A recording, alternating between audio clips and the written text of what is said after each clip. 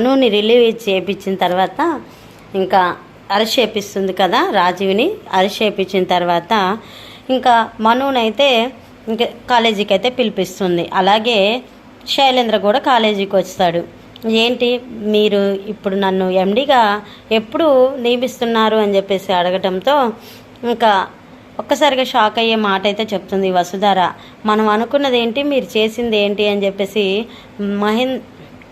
శైలేంద్ర అడుగుతూ ఉండగా ఇంకా మను పైకి లేచి కాగితాలు చించి అదేనండి ఎండి పోస్ట్కి సంతకం పెట్టమని మనుకి కాగితం ఇస్తాడు కదా శైలేంద్ర, ఆ కాగితం చించి అయితే శైలేంద్ర మొహాన్ని కొడతాడు. ఇంకా ఒక్కసారిగా షాక్ అయిపోయి శైలేంద్ర పైకి లేచి అలాగే మనుకెళ్ళి చూస్తూ ఉంటాడు. మను వసుధారి కొట్టిన దెబ్బకి దిమ్మ తిరిగి షాక్ అయిపోతాడు శైలేంద్ర. ఇంకేముంది, ఎండి పోస్ట్కి ఆశపడ్డ శైలేంద్ర పరిస్థితి అదోగతైపోతుంది. ఇంకా రాబోయే కథలో అన్నీ కొత్త కొత్త ట్విస్టులేనండి. మన రిషి సార్ కూడా రాబోతున్నాడని ఒక ప్రకటనలో అయితే తెలిసింది.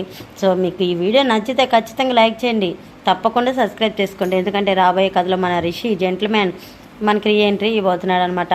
ఆ తర్వాత శైలేంద్ర వస్తారు మీద ఎలా పగబట్టబోతున్నాడు, అసలు రాజీవ్తో కలిసి ఏ కుట్ర చేయబోతున్నాడు ఏంటనేది మన ఛానల్లో ఫుల్ అప్డేట్ అయితే ఇస్తాను. మన ఛానల్ని తప్పకుండా ఫాలో చేసి సబ్స్క్రైబ్ చేసుకోండి.